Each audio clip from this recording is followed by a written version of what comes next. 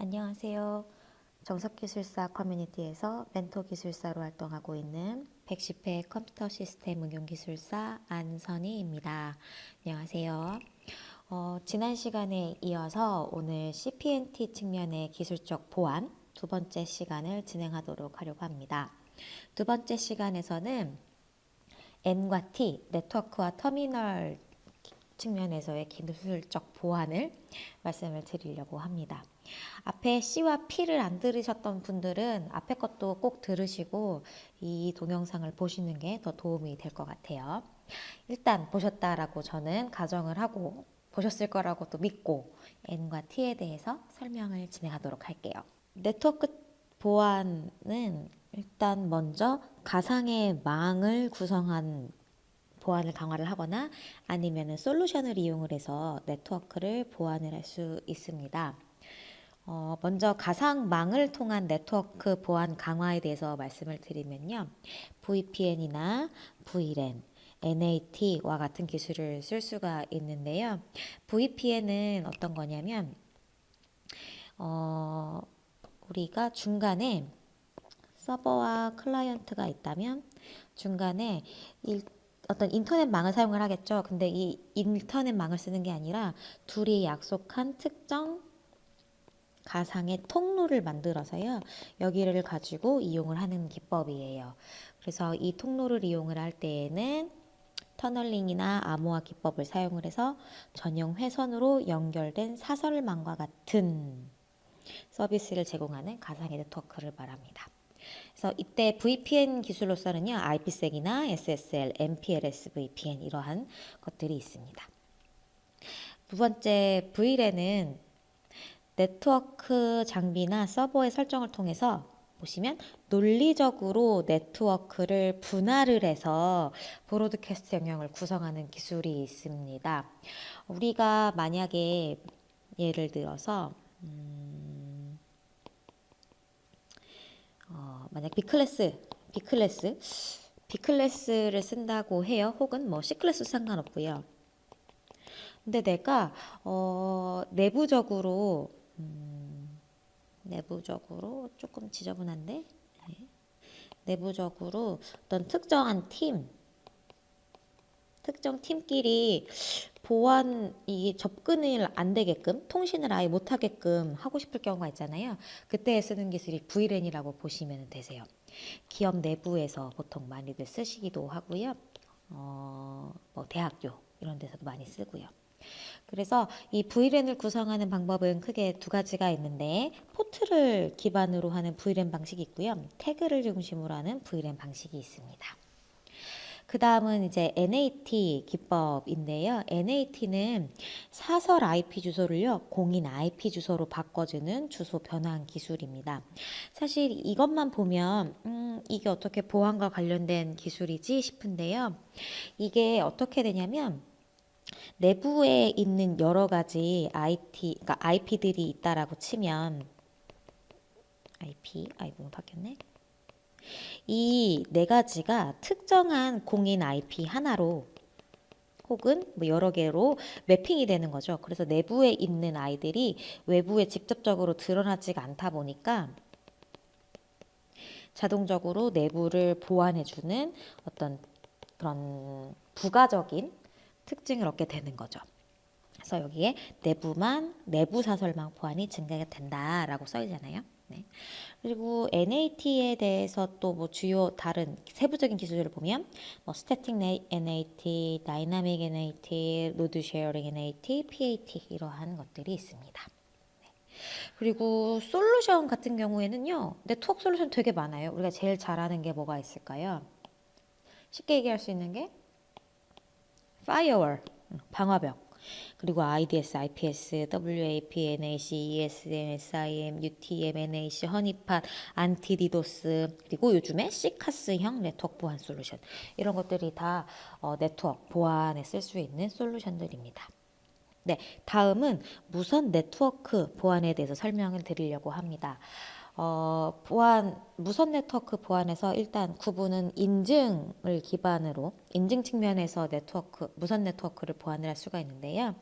일단 뭐 맥 어드레스 필터링이나 EAP, WEP 이런 방법을 통해서 사용자를 인증을 하거나 혹은 뭐 맥 주소를 인증을 해서 특정한 사람들에게만 접근을 가능하게 하게끔 하는 방법들이 있습니다. 그리고 또 암호화하는 기법으로 네트워크를 보안을 하는 방법도 있는데요. WEP, TKIP, CCNP 이런 것들을 쓸 수가 있는데 중요한 거는 제가 말씀드린 게 무선 네트워크잖아요. 이것들을 꼭 다 제가 아무 기술이나 설명드리는 건 아니고요.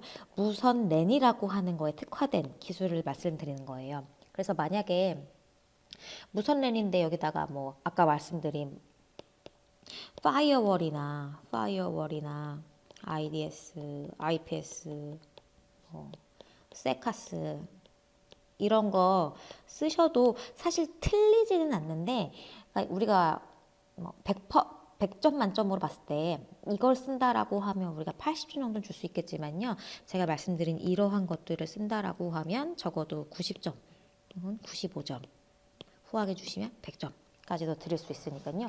꼭 무선랜에 특화된 WEP, TKIP, CCNP 이런 것들 작성을 해주세요. 계속 가볼게요. 무선 네트워크 보안에서 인증 및 암호화 복합이라고 해서 또 구분을 나누어 보았는데 801.1x 보안이나 801.11i, WPA나 WPA2, WAP 이런 것들도 다 무선 네트워크에서 어떤 인증과 암호화를 복합적으로 해주는 기술이니까요. 이것도 하나하나 다 알고 계시면 도움이 될 것 같습니다. 네. 그 다음 또 네트워크 보안에서 또 빼먹을 수 없는 게 이제 프로토콜이잖아요. 그래서 그냥 프로토콜 아니고요. 보안 프로토콜을 이용해서 네트워크를 또 보안을 할 수가 있습니다. 예를 들면 파일 전송 같은 경우에는요. FTP나 TFTP 이런 게 아니라 보안을 좀 더 강한 SFTP나 SCP 이런 거를 쓴다. 라고 말할 수 있겠고요. 그리고 원격 접속 같은 경우에는 뭐 텔넷이나 이런 게 아니라 SSH, 웹통신은 HTTPS, DNS 트래픽 보안 같은 경우에는 DNSSEC 이런 것들을 가지고 프로토콜 레벨에서도 네트워크를 보안을 할 수 있다라고 말씀을 드릴 수 있어요. 자, 마지막이네요. 이제 터미널 보안, 디바이스 보안 측면에서 말씀을 드릴게요. 일단은 IoT 기기는 그러면 어떻게 보안을 해야 되느냐라고 보면 일단은 경량과 저전력 암호로 구분을 할 수 있을 것 같아요. 그래서 이 경량과 저전력의 특징이 있기 때문에 IoT는 암호화도 좀 달리 얘기를 해줘야 되는데요. 그 중에서도 좀 경량화의 특징이 있다라고 하는 암호화 기술들, LEA나 하이츠 같은 것들을 써주시면 맞아. IoT 기기에서는 이러한 특징이 있는 그러니까 경량의 암호화를 쓰지라고 말할 수가 있고요. 그리고 인증 같은 경우에도 이런 ECC 같은 것들이 경량의 저전력 암호 인증 기법이기 때문에 IoT에서는 이 세 가지를 언급해 주시는 게 좋습니다. 그렇다고 해서 AES나 ARIA, SID 이런 거를 안 쓴다는 건 아닌데요. 좀 더 IoT의 그 냄새가 나게끔 우리는 답안을 작성해야 되잖아요. 그러니까 꼭 이런 특화된 암호화, 인증 이런 것들 써주는 게 더 좋겠습니다. 그리고 IoT 기기 위변조 방지에서는요. 보안 SOC나 그리고 무결성 같은 것들, 샤3나 쿼크 이런 것들을 써주시면 좋고요. 그리고 OS나 펌웨어 측면에서는 역시나 Secure OS 그리고 위변조 방지 및 암호 모듈 내장 같은 거 그리고 접근 제어 솔루션 같은 거를 넣어주시는 게 좋습니다. IoT 측에서는 IoT 냄새가 나게끔 하는 게 좀 쉽지는 않아요. 근데 이 IoT 냄새가 날 수 있게끔 해주는 부분이 어디다? 바로 이 부분이에요. 이 부분. 그래서 이 부분은 놓치지 않고 IoT 쪽에서는 좀 말씀을 해주시면 좋을 것 같아요. 그 다음 모바일 기기 같은 경우에는요. MDM이나 디바이스 락 그리고 코드 서명의 검증 이런 것들을 통해서 모바일 기기 자체에 대해서 보안을 할 수가 있다라고 할 수가 있겠습니다. 네. 네, 이래서 CPNT 측면에서의 기술적 보완들을 다 말씀을 드렸고요. 그러면은 우리가 이거를 어떻게 하면은 정말 문제를 접근을 할 수 있을까? 제가 약간 정리를 해봤는데 같이 보도록 할게요. 보안을 접근하는 여러 가지 접근 방법입니다. 첫 번째, 디바이스, 네트워크, 서비스로 접근하는 방법이 있는데요. 이거는 제가 고민해보니까 IoT나 모바일 등 하드웨어 단말을 대상으로 서비스를 하는 환경에 좀 적합하겠더라고요. 예를 들면은 여기가 뭐 스마트 기기, 스마트 워치라고 할게요. 스마트 워치가 있을 테고, 그리고 여기 어떤 서비스를 제공을 하겠죠. 서비스. 그리고 서비스는 네트워크를 통해서 가니까. 특히 무선 네트워크가 되겠죠. 이런 환경에서 좀 적응하기에 좀 무난한 방법으로 보였어요. 디바이스 네트워크 서비스. 그리고 또 접근할 수 있는 방법 두 번째. 내부망, 게이트웨이, 외부망.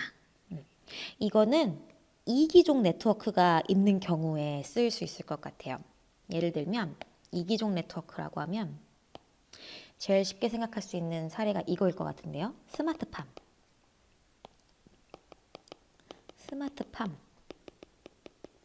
스마트팜을 만약에 구축을 한다고 했으면 우리가 여기가 농장이라고 하고요. 그리고 여기가 어떤 실제 뭔가 서비스를 할 수 있는 혹은 뭔가 데이터를 정제할 수 있는 부분이다라고 봤을 때 여기 이 농장하고 서비스를 정제하는 데는 기존의 인터넷을 씁니다. 이더넷을 쓰죠. 기존의 네트워크를 쓰고요. 그리고 여기는 뭐 시그폭스나 뭐 시그폭스 아니면 뭐 별도의 저전력의 망을 따로 쓰잖아요. 이 내부는 이 네트워크랑 다른 거 별도로 쓰고 그리고 나중에 이 서비스 쪽으로 올려보내는 형태로 가기 때문에 이렇게 이기종을 사용하는 때에는 내부망 네트워크 서비스의 정제 이런 식으로 적용을 할 수가 있을 것 같아요. 그래서 보시면 내부망 게이트웨이 외부망 봤잖아요. 그래서 아까 그 스마트 농장의 농장 그리고 이제 외부망으로 통하기 위해서 여기 어떤 게이트웨이가 있겠죠. 보통 이렇게 그리는데 농장에 있는 내부망 게이트웨이 그 다음에 외부망 이런 식으로 접근을 해도 좋습니다. 그래서 여기 내부방에 대한 보안 정보, 보안 기술, 그리고 게이트웨이에 대한 기술들, 그리고 이제 외부망에 대한 보안 기술들을 작성을 해주시면 좋겠죠. 그리고 또 하나 웹 서버, 그 다음에 WAS, DBMS. 이거 되게 익숙하시죠? 웹 기반의 서비스 같은 경우에는 3티어 구조로 접근이 가능합니다. 그래서 웹 서버에 대해서 어떠한 보안 기술을 적용할 수가 있는지, 그리고 WAS에 대해서는 어떤 걸 적용할 수 있는지, DB에 대해서는 또 어떤 것들 적용할 수 있는지 이렇게 나누어서 접근을 할 수가 있겠고요. 그리고 플러스로 하나를 더 하자면 이 위에 이 3티어 구조에 이 클라이언트, 실제 서비스를 사용하는 사람들을 추가할 수도 있고 마지막에는 중간에 비즈 서버라고 해서 비즈니스 룰을 가지고 있는 이 서버를 추가해서 세분화한 접근도 가능합니다. 그리고 마지막 비즈니스의 플로우 또는 사용되는 데이터 라이프 사이클 측면으로 접근이 가능한데 이거 제가 지난번에 컨텐츠 설명할 때 말씀을 드렸어요. 데이터를 수집을 하고 처리 분석하고 저장하고 활용하고 파기까지 이 라이프 사이클을 가지고 보안을 적용할 수가 있다라고 말씀을 드렸습니다. 이것만 이 5가지만 자유자재로 적용을 할 수가 있으면요. 어떤 보안 문제가 나와도 어렵지가 않을 거예요. 두렵지가 않습니다. 자, 그러면은 예제를 하나를 볼게요. 어떤 문제가 이렇게 나왔다고 칠게요. 빅데이터를 활용한 보안 시스템에 대해서 설명하시오. 그럼 우리가 이제 접근 방법을 일단 선택을 해야 되겠죠. 보시면 여기는 빅데이터죠. 그러면 아까 제가 마지막에 말씀드렸던 비즈니스 플로우 또는 사용되는 데이터의 라이프 사이클 측면으로 접근하면 되겠구나 라고 해서 수집, 처리, 분석, 저장, 활용, 파악기 요거를 이제 선택을 하는 거죠. 요거를 선택. 그 다음 보안 시스템이니까요. 시스템은 뭐가 있어요? 구성도를 일단 설명을 해야 되잖아요. 구성도. 그러면 이런 식으로 쓰는 거죠. 그러니까 정답은 아닐지언정 논리적으로 전개를 할 수 있는 거예요. 이럴 수가 있겠죠. 에이전트로부터 데이터를 수집을 할 테고요. 그리고 이 네트워크를 통해서 로그를 전송을 하겠죠. 그리고 이 부분에서 통신 데이터를 실제 처리하고 분석하는 쪽에서는 데이터 가공 레이어나 분석 레이어, 보안 정책 배포 관리 레이어가 있을 테고요. 그리고 에이전트와 통신할 수 있는 통신 IP, 그러니까 인터페이스가 있을 테고요. 이런 부분에서 보안을 한번 얘기해 줄 수가 있고, 그리고 실제 어떠한 처리나 분석이 다 분석이 완료가 되면 뭐 해요? 우리 실제 룰이나 패턴이나 정책으로서 DB 같은 곳에다 이제 저장을 해놓게 되죠. 그래서 이때 저장할 때 그러면은 어떻게 할 건지, 그리고 좀 더 나아가자면 활용할 때에는 어떻게 할 건지를 좀 더 구체적으로 작성을 해주면 좋을 것 같아요. 그러면 내가 이 구성도를 작성을 했잖아요. 그러면 빅데이터를 활용한 보안 시스템이니까 에이전트에서는 어떠한 어떠한 보안 기술을 추가를 해서 데이터를 수집을 할 수 있는지, 그리고 처리 분석할 때엔 어떤 기술을 할 수 있을지, 그리고 저장할 때에, 활용할 때, 그리고 파기할 때까지는 어떠한 기술을 적용을 해서 전체적인 보안 시스템을 만들 수 있는지를 설명을 하실 수가 있습니다.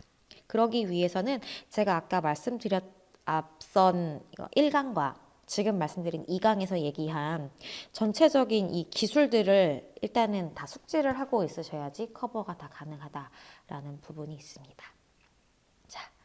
그래서 제가 CPNT 측면으로 모든 것들을 다 설명을 드렸는데 이해가 되셨을지 잘 모르겠어요.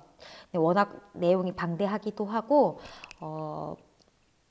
하나하나에 다 별개의 토픽인데 이거를 제가 그냥 이 측면에서 그냥 이런 거를 써요라고 말씀을 드려서 그냥 조금 이해가 어려울 수도 있을 것 같아요.